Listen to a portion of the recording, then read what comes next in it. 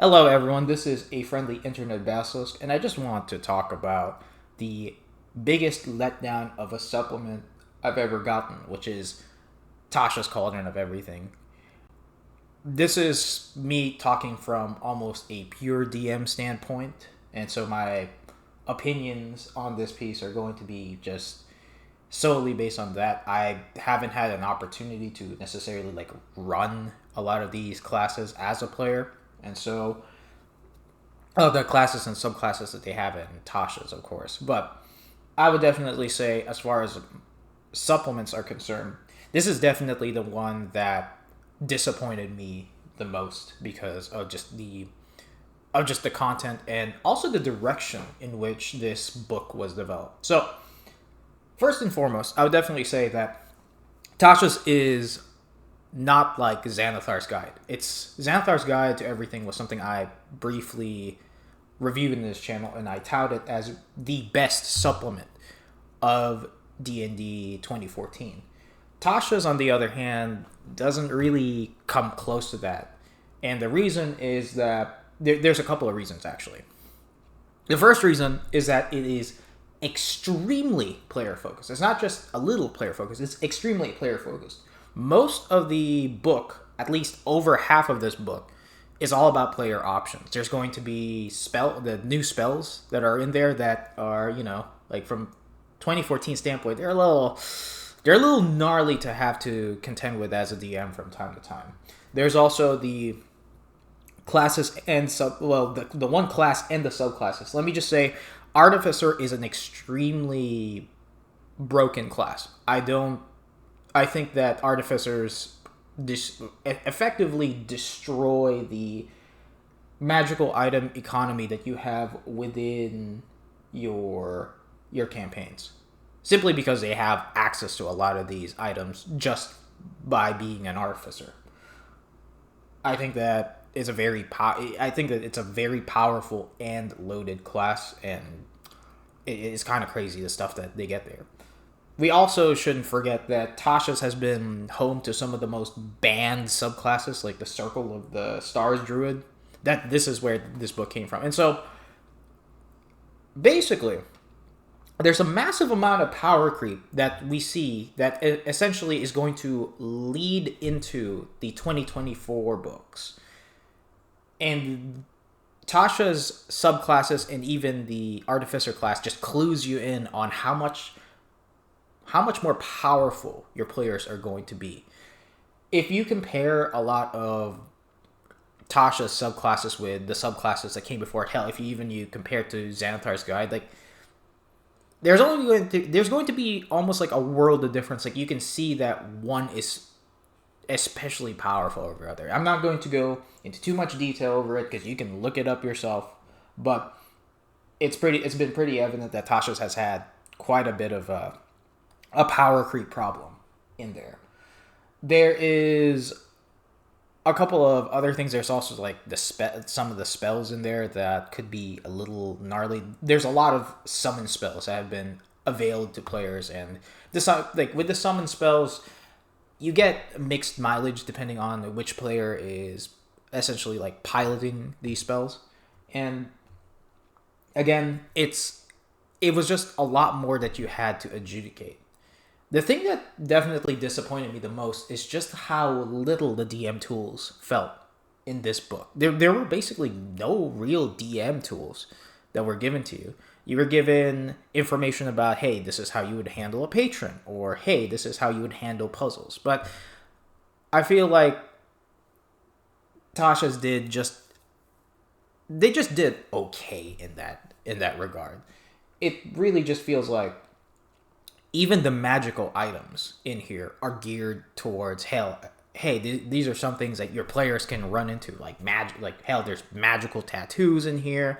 There's just all sorts of good stuff for your players. Not that I'm saying it's a bad thing, right? Like for your players to have them. It's just that as a DM, there's just going to be more that you have to worry about moving forward with this book. And so when I mentioned in one of my first couple of videos about the whole Great Reset, this is the whole reason why I wanted to do Great Reset, is because you have throughout the course of the 2014 D&D life cycle, you just had wildly disproportionate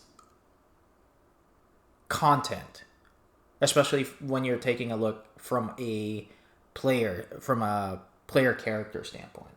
There's just a lot of stuff in Tasha's that is just harder to deal with as a dungeon master, and it kind of sucks. And so I'm actually happy that, hell, I'm just gonna move forward with the new books, the 2024 books, which has its own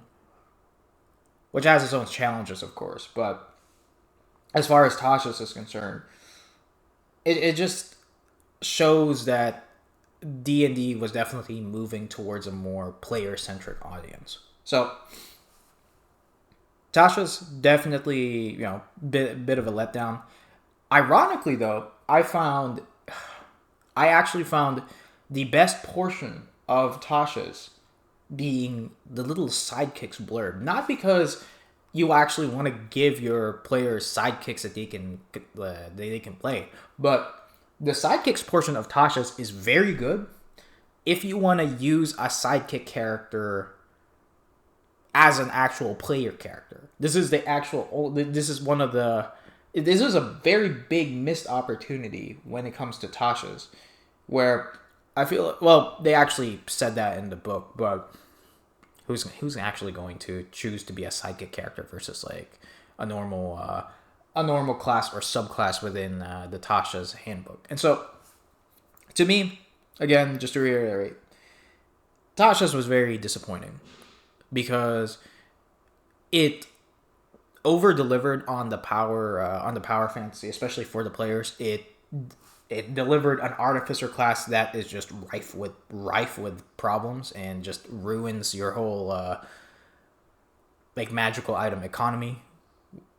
You have subclasses in this book that are completely unbalanced, like Circle of the Stars Druid. There's just not enough content in here for the dungeon master to use. And that, to me, was one of the most disappointing things. Like, I don't even think I can use the sidekick system that they have in here reasonably. But it's also, there just really isn't a whole bunch of material in here that is, like, usable. The thing about the patrons here, it's like just a minor amount of information, but it mostly feels like it's more stuff for your players to have to worry about and or you as a DM to worry about. And so I think that since Tasha's came out, I think that was when I mostly stopped buying a lot of these like really fancy covered versions of the books because they just disappointed me quite a bit. And so, yeah, I hope that in the future, especially for D&D 2024, that they have supplements that are more like Xanathar's Guide and less like Tasha's. Because I don't think it's very healthy for the game with the way that Tasha's just basically like broke into the scene and, well, introduced a lot of not very balanced content. So that's basically it as far as like Tasha's is concerned. Again, guys, thank you for watching. I've been really happy with the somewhat consistent views and whatnot. I will try to keep uploading more stuff in the future. I might even revisit some of these books that I've talked about, but hopefully when I come back from hiatus, we'll just talk more about a couple of like RPG concepts and what we can do from there on out. So thanks a lot for listening. See y'all later.